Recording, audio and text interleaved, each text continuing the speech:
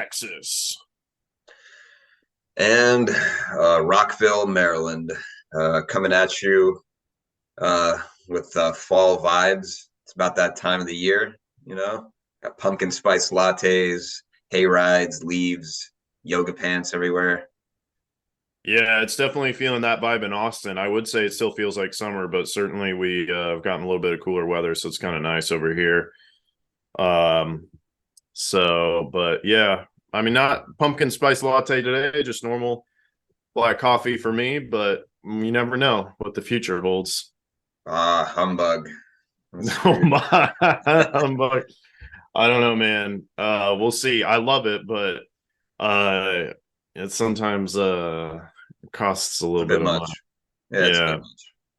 But hey, today is October 8th, 2023. About 2 weeks ago or a week and a half ago, Andrei returned from a really cool trip to South Korea.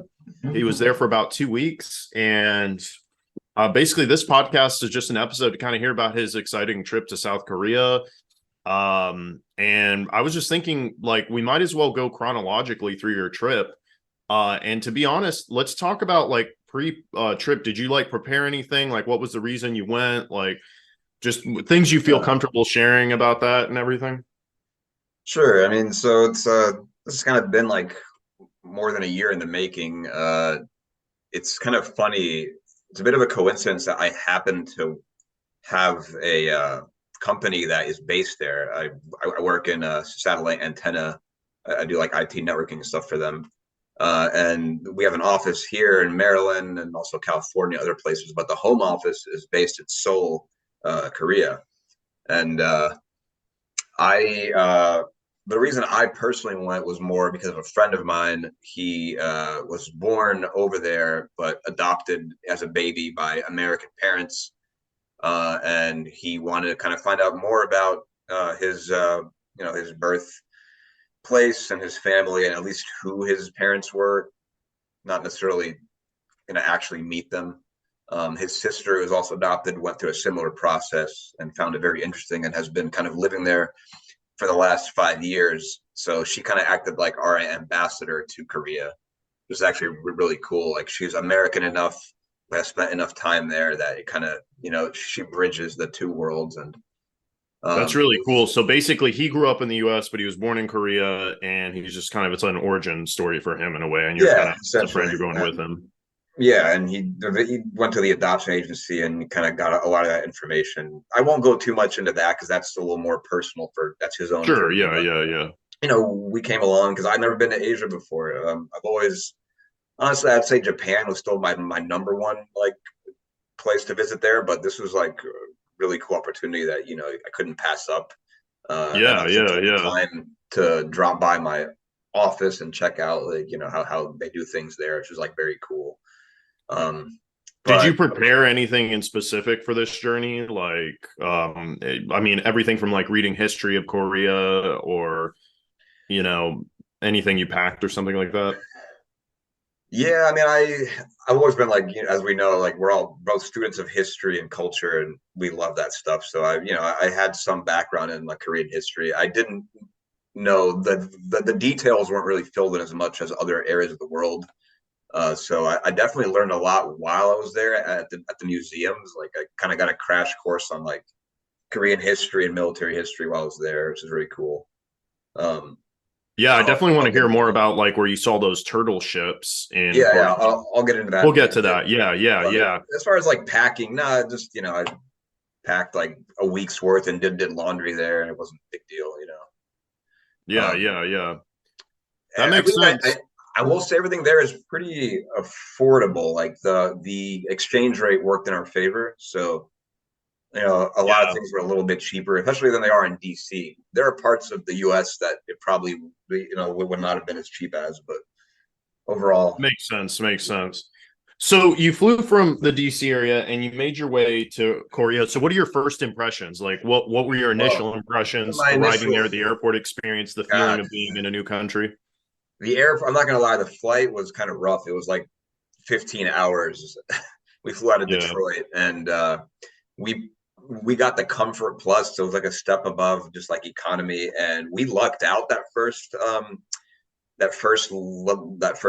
flight to there because we were in the first row of our section, so we only had like a wall in front of us, so I could kind of extend my legs. There's no seat there, and luckily the seat between me and my friend, there was supposed to be someone sitting there, but they never showed up, so it was an empty seat, so we could kind of put all of our stuff, in that Oh, seat and like nice.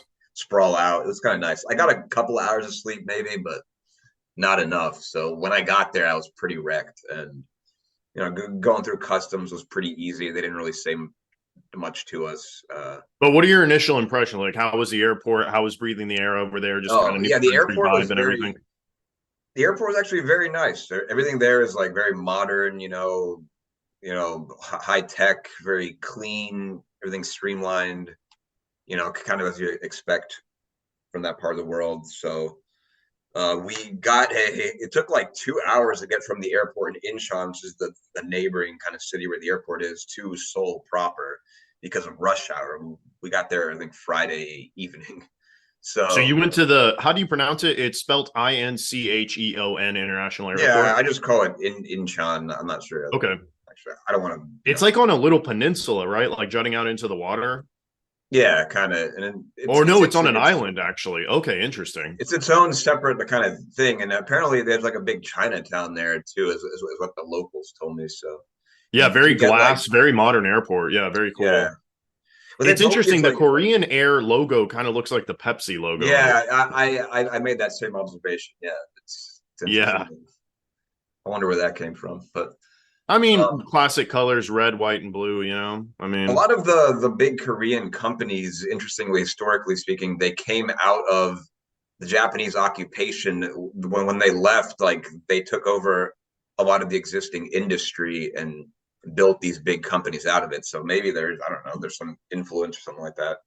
I'm not exactly sure the interesting. story with Yeah. the logo. But it's interesting to note like where airports are built in general. Like it's interesting. You build it on an island, you build it outside of the city. So Right, it's more right. easy to kind of like, you don't want to build it on a prime like real estate where, there's going to be important farming or important like, Yeah. this is your city center. Kind of just build it out there. And plus it's like a big space. So, but that's interesting. So it took you like an hour. And were you guys like in downtown It took like Seoul? 2 hours. It by like basically taxi slash Uber, because all Uber drivers there legally have to be taxi drivers who have a license for it. It's different. Like you can't just be Mm. like a regular, schlub and just, be driving people around Uber, which kind of makes sense. I guess more like a safety thing and all that. So So were you guys like in downtown Seoul or where you were staying, or were you yeah, staying in a suburb, or where were you guys staying? Were you by the river? we were in the infamous Gangnam district. All This is right. like, which it literally means south of the river. So that area was kind of developed in the last few decades, as this like ultra modern, very hip kind of area where a lot of the younger people go, and like a lot of business and stuff like that. So it was very cool. Obviously that's known for the song by Psy, Gangnam Style.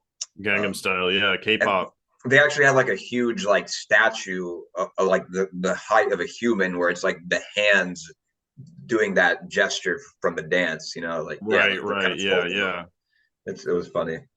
That's um funny. Yeah. and yeah, our first night there, we just got a bunch of dumplings at this nearby restaurant. We were like totally delirious, but it Out was of very. curiosity, when you go to Germany sometimes, I've never been to South Korea, like are there more Hyundais? Like you go to Germany, you see a lot more German cars. Were there Oh more yeah, Korean cars in South Korea?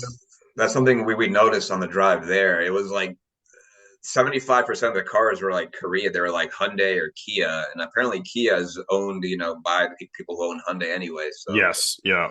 and there were a lot more. There were different models that you wouldn't get in the U.S.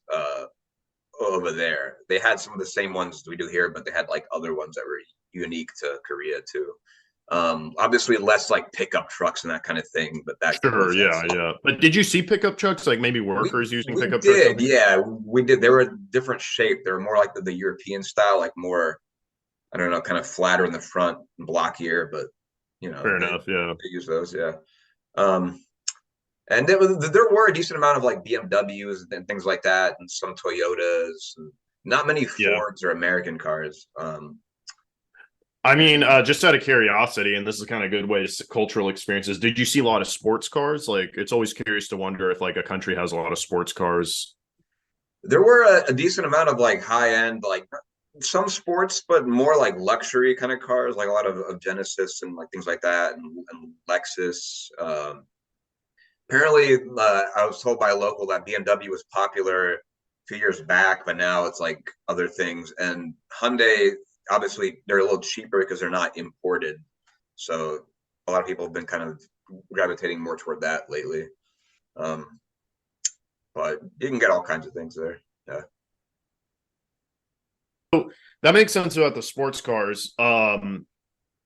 So where did you guys start? Did you guys start? I remember you sent me some photos of like a library. I think your first week Yeah. at, like a So big that bookstore. What were your cultural and sightseeing landmark that experiences? was yeah, that first day we saw some ancient tombs, uh and then went, they were actually destroyed by the Japanese, and apparently like the body of the Korean king was like kind of taken to Japan along with a bunch of other priceless things, which not doesn't engender great relations, obviously, but What were they the had name of these interesting relations tombs? going back and forth for a while, which I'll get into in a little bit. But yeah, so we checked out this thing called the Coex Mall. It was really cool. It was very like high tech and modern.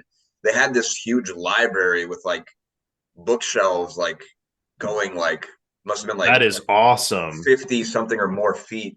And I assume they need like ladders to access them, but I didn't see them there. They had some like man. they had an escalator kind of going up to an upper level, and it was very. I wish I I had a love the picture of it. aesthetics of that library. That's just Yeah. huge. Yeah, and it's a lot of natural lighting, which I think is Yep. very Yep. important for libraries. Yeah. Exactly. And most of the books were in Korean, but I looked at some, checked them out. And, yeah. Yeah, that's awesome. Did you guys just randomly like land there or Yeah, were we you didn't really know about that. We just kind of walked through the mall and thought it'd be a good idea. Yeah.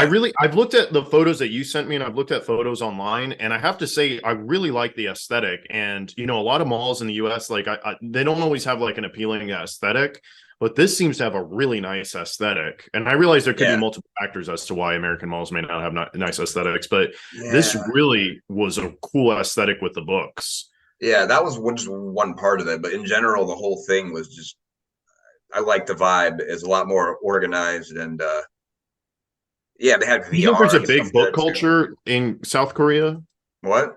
There's a big book culture because like I I mean an think to American some mall I've extent. never seen like something like that. I think so. I mean, I didn't look into it too much, but I'd imagine, yeah.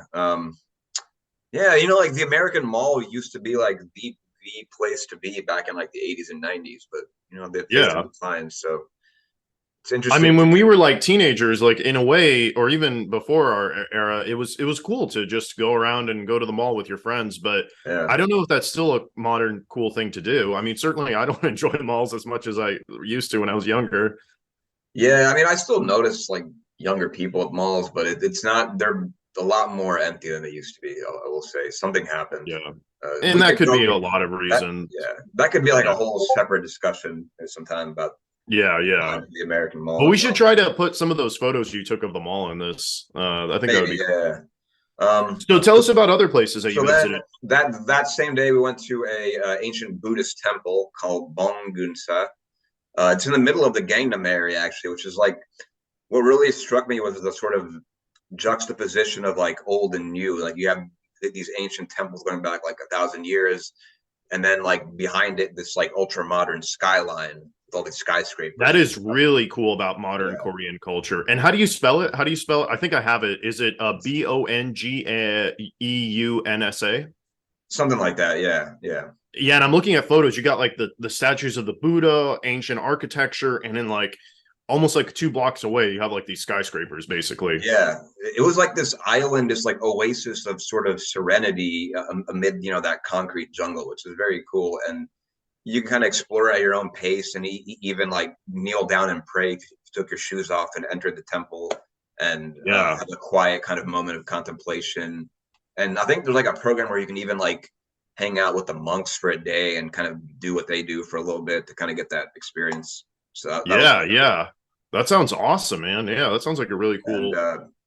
one thing we noticed though, like, so this is interesting. So we basically they have swastikas on there, but they're the other way around. And don't get the wrong idea, they're not what we think they are. They're a Buddhist symbol of Mm. peace. But I noticed that all around these temples in a lot of places in Korea and Asia in general, like they have those, and it's something that that just came out of me. But obviously, that has been co-opted and ruined by other things. But it was something that just kind of But I mean, you're basically saying like you can see these things, just like on the street. Well, maybe not on the street, but in the temples and like yeah, yeah. Korea. I mean, you can see them in like places in India, Oh yeah, yeah. and I think even in like Bali and place like that.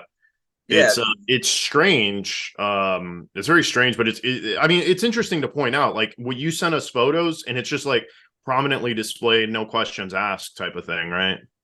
pretty much, yeah. But a lot of cultures arrived independently at that. It's the design, but yeah, like in Buddhism, it's an important symbol. Like peace that Right, comes back right. to ancient India ultimately. So But I mean, just speaking of random like symbols, I was thinking about the Korean air symbol is like a yin yang symbol. yeah, Evidently, the first recorded instance that we have records of in history of the yin yang symbol is from a depiction of Roman shields. yeah, that's right. From like the late Roman Empire, the Notitia Dignitatum. Yeah, it had that, Right.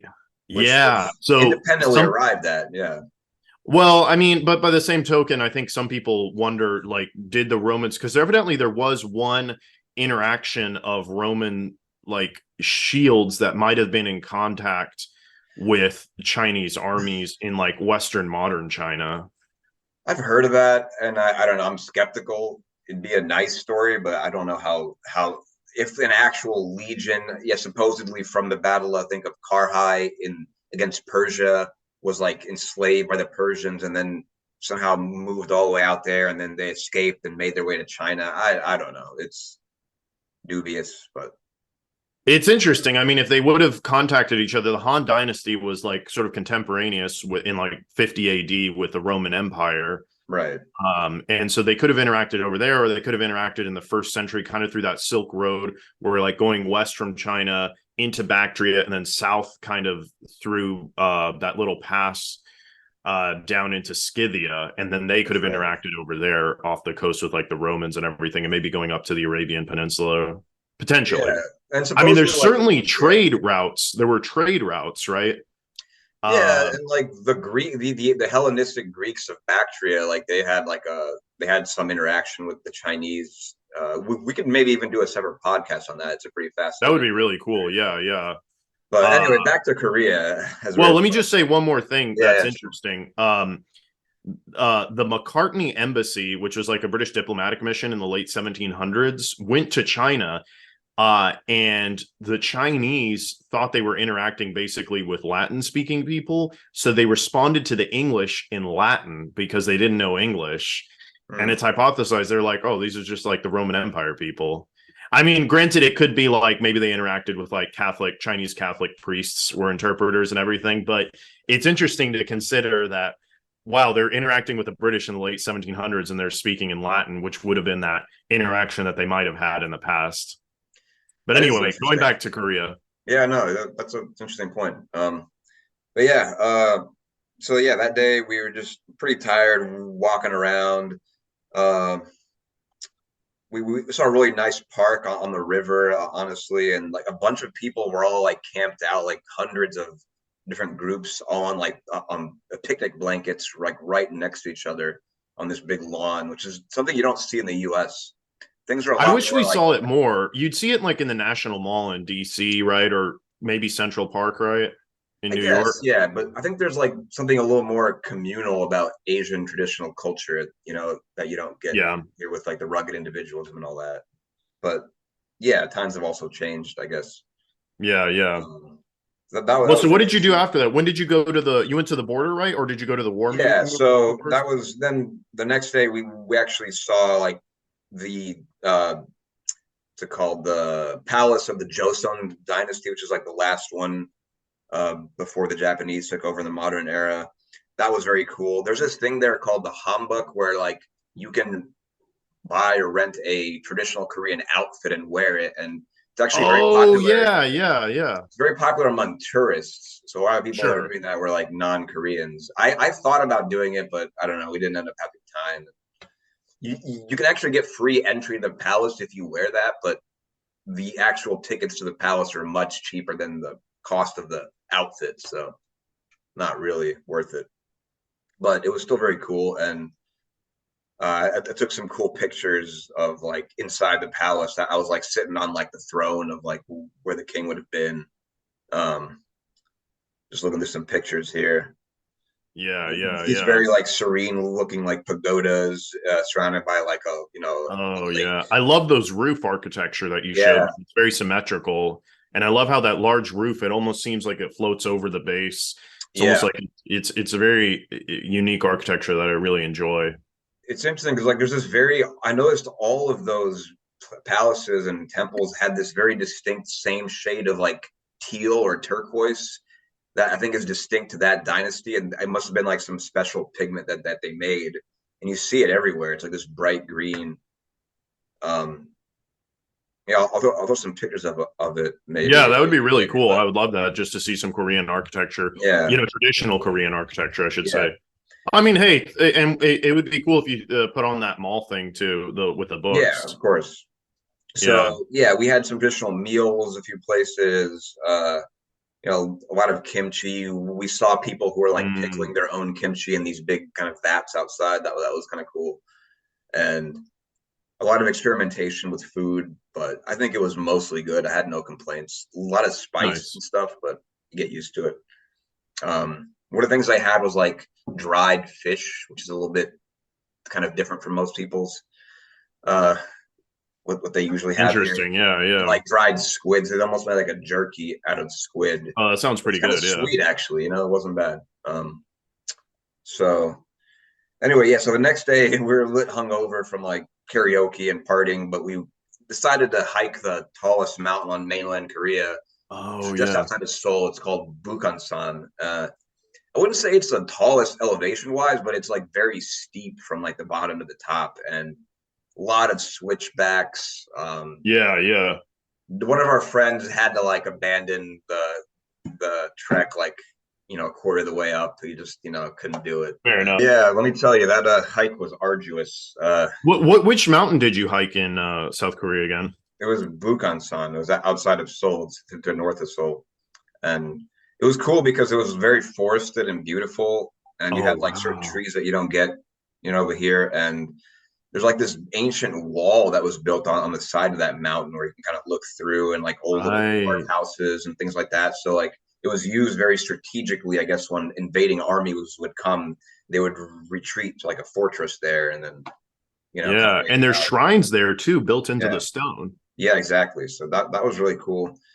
On the way up there though, it was like there were parts of the mountain slope where you couldn't even really put your feet. You had to use these like guidelines to kind of pull yourself up almost like a rope. And I Did you didn't, get any vertigo or afraid of heights or anything when you're going up nah, there? not really, but I was just dead exhausted. And I didn't bring the right shoes. I didn't bring like But the actual view seems hiking amazing from boots. the peak observation area.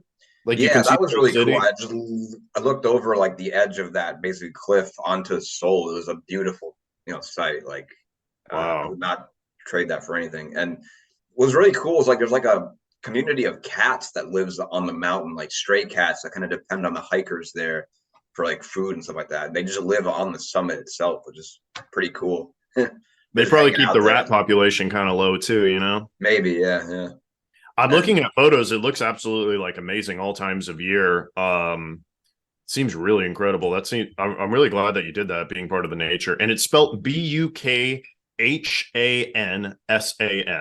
that's right. Yeah. For anyone listening, might want to like Google it or something. We didn't know what we were in for that day, honestly. We thought it'd be like a pretty simple hike for a couple of hours, but it took like 8 hours to get on and off, or nine Yeah, actually. So but we made it. And nice.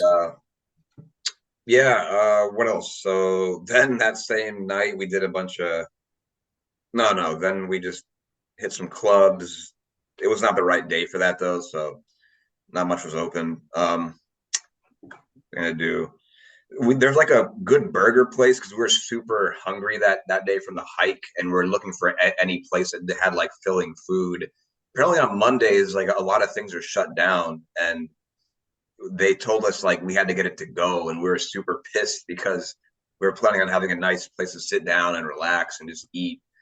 And it was a burger place, like this American themed burger place where it had like these posters of like Reagan and like baseball and things like that. It was very like, you know, Oh, interesting. Yeah. Americana-ish. But like the guy didn't want us to sit down. He just made a bunch of burgers for us, one by one, for like all six of us. And we waited out there like the better part of an hour, and then took it back to the hotel. Which, well, not the Was it best. really busy? Was that why you're waiting a lot? No, we were the only people there. There was only one guy who was working there, I guess. And It happens, right? yeah, so we're a little bit pissed, but all in all, not bad. It was a delicious burger, I will say. So the next day we went to the DMZ. That's the North Korean border, the Oh, yeah, yeah, yeah. demilitarized zone. For people who don't know, they've been in a basically de facto, or sorry, de jure perpetual state of war since the 50s. Um, Obviously, they signed an armistice in 53 to kind of end the Korean War, but technically they're still at war. So this demilitarized zone is kind of on both sides of it. They're not supposed to have military installations, and it's supposed to be kind of like a neutral zone, but it's become a tourist attraction lately. And weirdly enough, they had like a amusement park there because not what you would really think of, but for like a somber, serious place like that. But Right. yeah, it was kind of interesting. And what we did was we took a gondola ride over the river to this little like base on the other side, and saw a little kind of museum there, of like the history of the area. And we got to went to this overlook where we looked through binoculars over the border into like a North Korean village, and we kind of see like a few like people out on the fields there, kind of doing their work, which is very surreal. And what was really weird is we were at this cafe eating this nice like sandwich, and I felt a little bit kind of guilty, thinking about just over that fence, people who don't have access to nearly as much like food and luxury. So it was Yeah, kind of a it's surreal feeling. interesting. Yeah, it's interesting to kind of consider yourself from that perspective because that's like the closest we sort of have to in our modern era to kind of West Berlin and East Berlin kind of split up because you can look at the map of North Korea and South Korea, especially in the early 50s, how the territories changed kind of between US Commonwealth, excuse me, and United Nations forces fighting the North Koreans and the Chinese and the Soviet forces. Yeah, And it kind of all balanced out at that 38th parallel. But really, it's strange. You look at photos of like the colonels discussing and like that armistice agreement from the Korean War, and basically not much has changed since those early 50s days. that's right. Yeah, like they have yeah, like a lot of things are still in place. Um, One of the interesting things though was so the North Koreans apparently back in the 60s and 70s after the war tried to dig a tunnel under the border to sneak their troops into the South for a possible invasion. But through some kind of ingenious engineering method, the South was able to discover the tunnel, and they blocked it off and basically turned it into like a tourist attraction. Which, if you think about it, is like the ultimate like propaganda move. So it was kind of it was really cool because we walked down like hundreds of meters, probably like the deepest under the earth I've walked down like in person.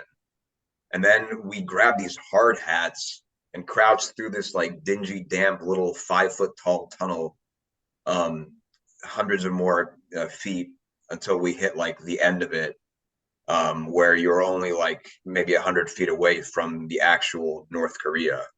Um, and that was pretty trippy. It was definitely claustrophobic because you had like two files of people, like one going toward the end of the tunnel and the other coming back in that same cramped little tunnel. And it was a weird feeling. I'm not gonna lie, but I'm glad I did Interesting, it. yeah. And you had to wear like a helmet to protect yourself. Did Yeah. you feel like claustrophobic there or anything? Oh Or yeah. Like I said, I felt I do have a little bit of claustrophobia. It didn't feel great, and I hit my head on the on the ceiling of the tunnel a lot. And But you hit your head, I mean you were wearing the helmet, right? yeah, so it wasn't bad. And you couldn't take pictures down there, and I think they actually reserved that tunnel. You know, the military reserves the right to use that tunnel for actual military purposes if they ever need to. I think Right, so right. it's interesting, but yeah, that was a cool little journey there. And you had North Korean beer as well, right? Or did you just see North Yeah, so Korean beer? they were selling North Korean beer at that thing, and I didn't actually buy any, but it's like very high alcohol. It's like 12 or 13%, which is kind of interesting. Kind of makes you wonder, like maybe they need that to take the edge off because everything sucks so much over I there. wonder how it got there. So there must be some trade between North Korea and South Korea. Yeah, like I wonder if it's like through back channels, like through China or something, or like indirectly. Because I'm not sure. Because I know like families have not been able to visit each other since like 70 years ago for the most part.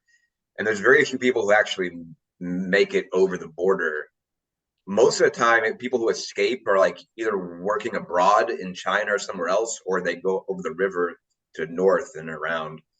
But the problem is, like a lot of times, their families still left in North Korea, and then their families then at risk if they escape. So there's Right. a lot of like psychological reasons, propaganda reasons why they don't do it most of the time. So Yeah, that's interesting.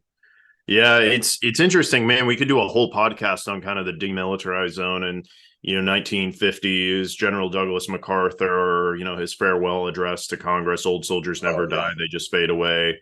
MacArthur, Um, yeah, and just a lot of stuff that still has a bearing on the modern world, kind of this post World War II era that we live in.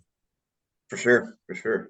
But yeah, that sounds awesome. And you were up there and you could basically see villages in North Korea, right? As almost like a tourist Yeah, attraction. yeah, to some extent. I'm not sure how. I imagine there's a certain amount of like acting on the part of the people there to, or kind of dressing it up to seem better than it is because they know people are looking. I don't know, but Yeah. it's still a pretty surreal experience. Um, Uh, but yeah, that was that day. The next day, we actually went to the Korean Museum, and this was interesting. The Museum of Korea is gigantic. I did not expect this. Um, it's like it rivals some of the museums here in DC and in Europe. Like they have so much stuff. Um, not only Asian art, like from antiquity to now, but like ancient Greek, Roman, Mesopotamian, Indian, like all this stuff. So yeah, I've seen some basically, photos of it. It has like a fantastic collection. I mean, that's really cool. And it is a national treasure to have museums like that, the same way we do in the US. yeah, Uh, and very extensive collection. We spent like almost all day there, and we didn't even cover all of it to be honest. But and it has like Bronze Age Korea, right? And yeah, things like yeah. So it that. starts with like the bronze, like even earlier. But yeah, it goes into like the Bronze Age, which happened a little bit later in East Asia, and then the Iron Age. All that time, they were like heavily influenced by China. That was like the big kind of dog on the block, and they had influence on Japan as well. Um, Right, and it was like this interesting interplay of cultural, influences, rivalries. They were conquered by China quite a few times in different right. eras. And And this isn't the museum where you saw the turtles, right? The so, turtle ships. yeah, the first one was not. That was more of a general history museum, a lot on Buddhism and like the three kingdoms of Korea. That was like the glory days, like the Goguryeo Empire and Silla, Right. Niche. Um, and the after that, we went to a separate museum called the Korean War Museum, but it wasn't only about like the Korean War in the 50s. It was about the history of all warfare from like ancient times to modern in Korea, and had some really cool exhibits there where like you could act. They had like life size constructions of like catapults and like armor and like these crazy cannons that would shoot these giant arrows out of them, which is very cool. And And they have an outside exhibit too with like airplanes and tanks, yeah, right? And yeah, I like took some pictures like in a gunner's seat, like aiming the turret and everything. That was kind of cool from like the oh Korean yeah, War. yeah, yeah. But in there, one of their crowning exhibits is like a reconstructed turtle ship. Yeah. So with that was like ironclad roof, right? Although yeah, the that turtle. existence of that ironclad roof is kind of like historically disputed, right? So yeah, the turtle ship people don't know is when the Japanese invaded Korea in the late 1500s. So yeah, they've been at it for a while. The Koreans developed this like mostly wooden ship, but like very strong reinforced wood, totally covered. But like the outside of it had these like iron plates and like spikes that came out of it, and Right. basically it was completely encased. And they had like little holes on the side where they could shoot like cannons and stuff like that. So because of that armored kind of nature of it, it was called the turtle ship. And they managed to defeat the Japanese invasion because of that. So pretty impressive specimen. And you can kind of go into it and look inside this reconstruction of it, see what it was like. It's Very impressive. interesting. It's like a well-known of all the naval ships that have been developed in the world. It is one of the most well-known ships. I mean, it's on par with like ancient Greek triremes and the Yeah, galleys from Rome and like the Viking ships. I mean, you can exactly. even go to like Cartagena in Colombia. There's a turtle ship sculpture at the Korean War Memorial in Cartagena. So I Interesting. I mean, didn't know it's a that. well known, and there's like tapestries, right? I don't know if they're tapestries or paintings of these massive turtle ships in combat in the 15th century that you were referring to, or the I guess the 16th century. Yeah. And it wasn't just like one; it's like a tank, right? Which is just incredible. Yeah, it was basically like, yeah, the floating tank of their day. Yeah. Yeah, and some of them were massive, right? I mean, huge. Absolutely. Yeah. Yeah, yeah, and just there'd be a huge flotilla of them. It's Yeah. pretty Imagine amazing. that coming your way. Yeah. Yeah, yeah. So they could defend themselves from the top. They had like a level for cannons, and then they also had a level for rowers, right? Yep. So Yep. you didn't have to rely just primarily on your sails. That's right. Yeah. So they kind of thought of everything, when designing that. So Yeah. And I think um some Korean money, like currency back in the past, like specimen of currency used to have like the turtle ships on there, like both on the coins and the yeah, paper currency. it might have. Yeah, yeah. I Yeah. still have a little bit of the currency left as a souvenir. I'll have to Yeah. Yeah. take a look at that. But so you went, so any other thoughts or remarks on So the war memorial um or yeah, museum? so they really highlighted the impact of like the Japanese occupation from the early 1900s till like the mid 20th century with the end of World War II. That had a big impact, and they're talking about the sacrifices and bravery of the Korean patriots who resisted the Japanese occupation during that time. What was interesting is right before that, after the Japanese defeated the Chinese in the Sino-Japanese War of 1894, the Koreans, like in like 1897, they declared the so-called like Korean Empire, which was basically just Korea itself. So I don't know if I'd call it an empire, but they did that because they saw a bunch of other powers were doing that, and they thought declaring that would mean that their independence was more secured and guaranteed relative to expanding powers like Japan. But they were wrong because 15 years later, Japan just kind of annexed them anyway. So, Right, right. Yeah. And there but was the Russo-Japanese War. the Russo, There yep, was some significant combat in like with the imperial ambitions of like the Russian Empire and Manchuria and Korea, right? yeah, that's right. Yeah, they fought in that region too, as well as like Port Arthur and China and all that. And Yeah. it was a very surprising result because like the rest of the world didn't take the Japanese that seriously and didn't think they could defeat like more Western power, and then they did, and then that changed everything, and the rest is history. So Yeah, yeah, and it was an important war because, like we've talked about the Battle of Tsushima in the past. The Japanese only used long guns, and there were a lot of British observers on that in that battle. Basically, the entire Russian navy was destroyed that sailed all the way from the Baltic Sea around the world, that's and that right. Baltic fleet was destroyed, and it was all because of long guns. So then the British go back, like Andrew Jellicoe, who would later work with Churchill at the failed Battle of Gallipoli, but he developed the dreadnought because of that battle. Yeah, Uh, that only focused on long distance guns. So it was kind of that classic battleship that we think about of the early 20th century in the Royal Navy, kind of going at it. USS Texas, just a That's big right. thing in Texas near the battle, or near the site of the Battle of San Jacinto. I'm getting a little off topic, but it is interesting. Um, Yeah, yeah. no, I actually did a very detailed project in my undergraduate class on the Battle of Tsushima and how that fleet or the Russian one sailed around the world. And instead of going, from the far east, they actually left, from the west and went through the Atlantic, circumnavigated, Africa through the Indian, and then went back up that way. And unfortunately, yeah, they would still like a lot of them would perish. Um, and yeah, like you said, that it influenced the construction of the HMS Dreadnought, which was like the absolute game changer back in the day in 1906.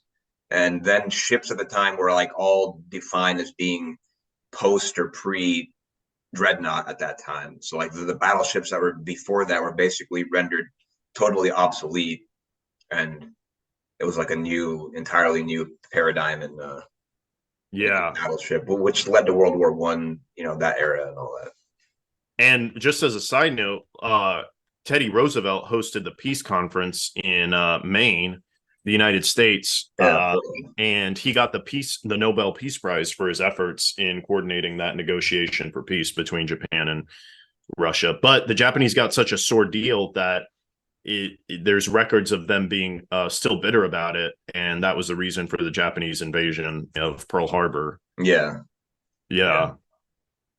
I could see that. So, what else? So yeah, then we kind of left.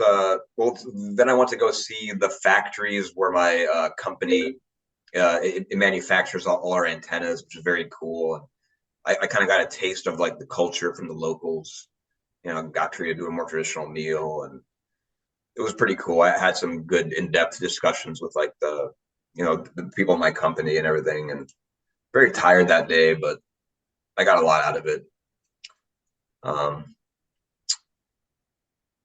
And then, so but yeah, I mean, you got to see a little bit of Korean corporate life, right? yeah, exactly, exactly. And one thing I tried kind of bringing up the topic of this thing called the chaebol, which is like their giant, corporations, things like Samsung, Hyundai, LG, and that kind of thing that own like everything there. And they felt kind of uncomfortable in talking about that. I noticed because it's one of Interesting. those Yeah. things. It's kind of like the mafia, like you don't really talk about it, right? Kind of knows it's there, but Well, my understanding of the chaebol actually is that it's similar to the Japanese zaibatsu, and they're yeah, basically financing arrangements. And I don't think there's anything that this comes up in like finance. Like you could study zaibatsus in like law school or like finance school or an MBA. It's basically just a conglomerate of integrated businesses. Like you would have the banking institution that sort of funds like I don't know the other like the manufacturing part of the business. So I mean that would be interesting just to kind of talk about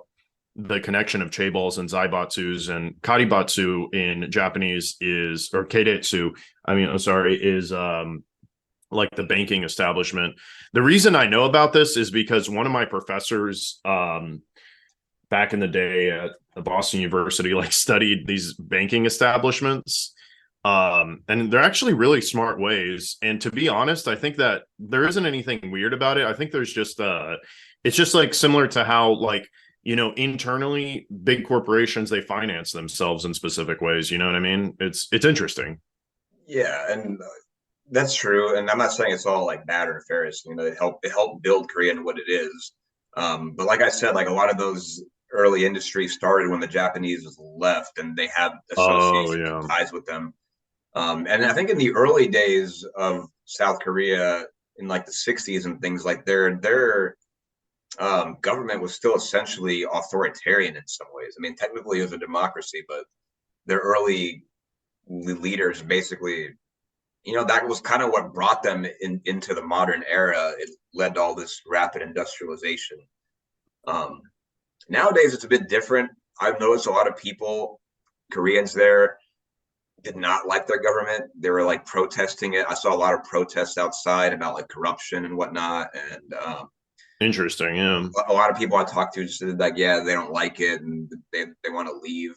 There's a guy who was the Korean equivalent of a Navy SEAL there, acting as a lifeguard at one of the pools we stayed at. And he was saying like how he loves America and he doesn't like Korea or the government at all and wants to leave.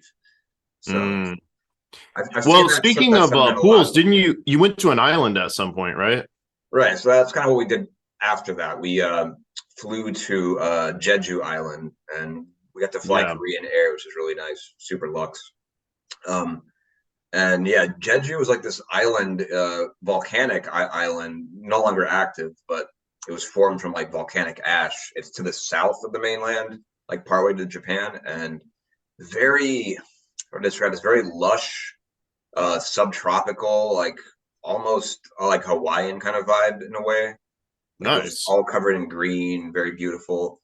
Um, they're known for having these like statues, these sort of stone figures that resemble maybe vaguely like the Moai statues of Easter Island, but they're not as ancient and they're made by different people, of course. But interesting kind of parallels there. Yeah, So because the Jeju people developed like a culture and language that was distinct from mainland Korea, right? that's right. They have a different dialect there, and that's not always mutually intelligible with like mainstream Korean. And Um, it was like also a matriarchal family structure on Jeju, right? yeah, yeah, yeah. Yeah, There've been interesting. people living there for like thousands of years, and they've kind of they stayed apart from a lot of the goings on the mainland. So they have their own kind of unique culture there, and so yeah, we checked out the museum of like stones there, and there's a bunch of like volcanic rock that like the way it cooled down, like the lava cooled, it created all these like very interesting, intricate shapes that almost look as if it was like intentional modern art, but it wasn't. It was just done by nature. But they exhibited it in this museum in a way that it looked like art that you could interpret and like, oh, this one looks like a bird, this one looks like a hand, this one looks like a person. It was interesting stuff, and Yeah. we learned a lot about like geology and all that there. That's like a big theme of Jeju. Um, and what else? One night we went to these hot springs, these kind of natural hot springs on Jeju. And Koreans, along with Japanese, have like a bathing culture, like a bathhouse culture, Right. where there are pools of different temperatures. So you get like a very hot pool, less hot pool, lukewarm one, a cold one, and then you kind of alternate and go between the different pools, and it's very invigorating. Like it. It sounds like the Roman baths a little bit, where you go to Yeah, different temperatures of pools.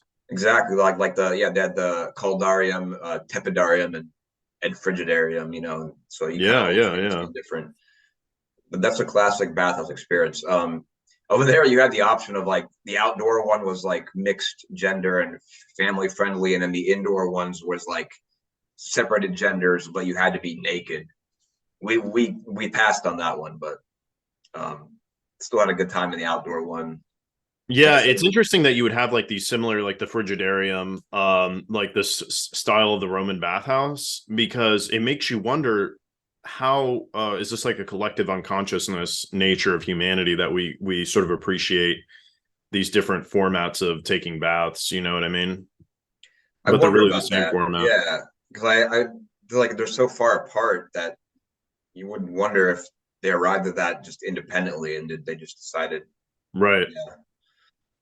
So it'd be interesting, like tracing the history of like of bathing culture. Because I've also been in different. I've been in the country of Georgia. They had like natural, springs and baths there, and other parts of Europe. So it's like all over the place, dude. Yeah. Yeah, yeah, yeah. Um, and what was I gonna say? So did that. Uh, on the island, they have all these like open air seafood markets. It was crazy. Like you can kind of get lost in there. Like all these stalls that sell all these different kinds of. We Wow. had like snacks and fish and squid, and there's a place where we had like basically almost live octopus that was like recently chopped up and still kind of squirming on the plate. Definitely an acquired taste. Sure. And we had like steak tartare at one point, which wasn't too bad. Like raw beef basically. Um, so a lot of culinary wonderland there. Like there's no shortage to like Hmm. different things. I could have spent an entire day there, but we didn't have that much time. So what was I gonna say? We hit the beach a little bit, drove around the island, tried to hike the mountain there, which is actually the tallest one in all of Korea, but the trail was actually closed that day, so we didn't get to do too much. But it was still, pretty cool. Very serene hike in the woods. Um, Let me think. Yeah, they're like the beach was very cool because it was like shallow. It was basically like just like 2 feet deep for like almost a mile out, and you could just kind of wade into the water. Super blue, almost looked like the color of like a blue mouthwash. It was very, Oh, like you're in the Caribbean or something, yeah, right? very nice. And there are like thousands of little like horseshoe crabs everywhere. Like the little guys in the shells and stuff. It was That's funny. kind of cool. Um, and let me think. So as far as Jeju, yeah, we it was known for like this thing called the black pig. They have like an endemic sort of type of pig on the island that's supposed to be very tasty. But then like a local actually told me that like it doesn't taste any different from the regular pig, and it's more like a marketing thing to get tourists to pay extra for it. So we ended up just Interesting. getting the regular pig, but Korean barbecue there was like, oh man, unbelievable. So good. And for those that don't know, like you cook it on your own table. There's like Right. a griddle there, and you kind of like little small plates, basically like tapas of like kimchi and sides and stuff like that that you kind of take. So instead of having like your own big plate, you basically have a small little plate that you take like little kind of bits and pieces off of the other plates and eat it. And Let me ask you this. You said you met a Greek guy there, right? From yeah, like at the hot springs, yeah, he was traveling on his own, and yeah, he wasn't making much of a foray in getting to know the locals because a lot of people there don't speak English. And on the one hand, they like tourists and foreigners, but not really also. So but you said he was from Greece, but like grew up in England and he was just yeah, kind of a remote was he a remote worker you said or yeah, he was from London, but like his accent was still more like Greek, I'd say. But I think he was like a remote worker, sort of like a digital nomad. And digital nomad, yeah. he was going to Japan after that and then coming back to Korea for a few weeks. So he definitely had a lot of time to explore Asia on his own. Yeah. Yeah, it was a fun experience. I will say a lot of the Koreans, like they would move out of the pools we went into as soon as we got in them and Oh, like that's move to funny. different ones. So I don't know. It was, And then that was that kind of like wrapping up the trip basically. Y'all went back to Seoul. yeah, so we did a little bit of gambling at the casino at the resort there. I made like about 300,000 won, which is actually not that much, like maybe 300 bucks or so or less. But uh, that was a fun experience. Yeah. Proud of myself there. We then, yeah, basically went back to Seoul. Let me check my, pictures are worth 1,000 words, and that's what I use to kind of organize a trip in my head. I'm looking back to Sure, that. sure. Yeah. And you get like the geo stamp and you get like the Yeah, chronological order in which it occurred. we saw like this really cool bonsai garden with like some of these trees that were like 300 years old and cultivated for bonsai. Um, Went through like a series of like subterranean caves that had a bunch of like rock formations that kind of looked like either people, or there's one that looked like a mother and like a child. One that looked like a Interesting. dragon. So But not really formed by human hands, right? exactly, yeah. And there was a brewery on Jeju where it was like really good, like local beer. Basically got like a tall boy equivalent for like $1.50 or something like that, which is like we won't get anything like that out here. Right, right. Um, yeah, let's see what else. So then, yeah, we basically went back to Seoul. We went to a Catholic church actually for a little bit, which Catholicism is actually really big in Korea because of the European and American missionaries that came in like the late 1800s and early 1900s. So I think the population is split between like Buddhism, Catholicism, and like other beliefs or nothing. But Catholics are still big there, so it was kind of an It sounds interesting like experience for me. evangelicism is growing in Korea as well. That might be too, yeah, yeah, Christian evangelical tradition. yeah. So Yeah. we got a lot of different. Yeah. Uh, then yeah, we did more karaoke there, which is like a big thing. And then explored the other palace. And oh, on our final night there, so we went to a baseball game in Korea actually. And I noticed it was different in that like first they have like cheerleaders for baseball, which you don't really get over here, and the crowd was a lot less chaotic and like a lot more in unison when they did their cheers, and they had like these like batons, and they're all kind Oh of yeah, yeah, at the baseball game, right? yeah, again, kind of speaking to that more like communal, collective kind of culture. Um, but it was very fun. We we got this crazy thing that was like a beer cup, but like on top of it was like sort of a tray with like fried chicken and like fries, and then in the middle is like a straw and you can sip your beer and eat your fried chicken out of the same like container. It's like very American kind of Yeah. thing, but it was one thing I remember there. And then my buddy caught a foul ball actually that was hit, into our part of the stadium, which is kind of cool since he was like a big baseball guy. He was a pitcher back in college, so Yeah. pretty cool. And then like on my last night, I just explored the Gangnam on my own, and I played a little bit of VR, which is like a big thing there. That was pretty cool. Virtual reality. Yeah, and oh, and we went to like this big tower at the north of Seoul where we saw a beautiful view of the entire city at night. Everything was lit up, all the different kind of districts you could see. We had a beer there, and what was cool is like there's like a urinal where you can look. Oh, there's like a big window through the urinal. You can overlook the city and kind of see it all as you're doing your business. That was kind of unique. Um, All right, on that note. yeah, but overall, yeah, it was very very cool experience. Um, and then the flight back, I'm not gonna lie, was bad. Jet lag on the way over there is not that bad, but on the way back east, Yeah, it sounds it like was it got you pretty terrible. Like badly. I didn't sleep for like 3 days after that. I was all out of whack, but I made it. I'm here. No regrets. Probably just won't be traveling anytime soon for a little while. So It sounds like you had a good 2 weeks in Korea, man.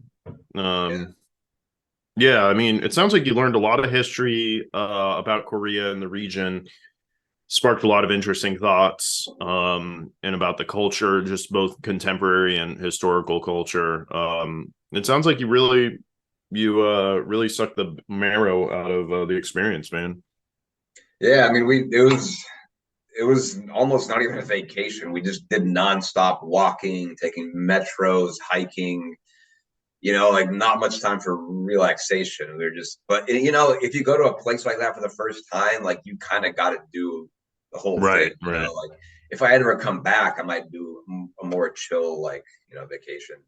One thing I wanted to do was take the train to Busan. Like Just in like the the zombie zombie movie, movie, but yeah.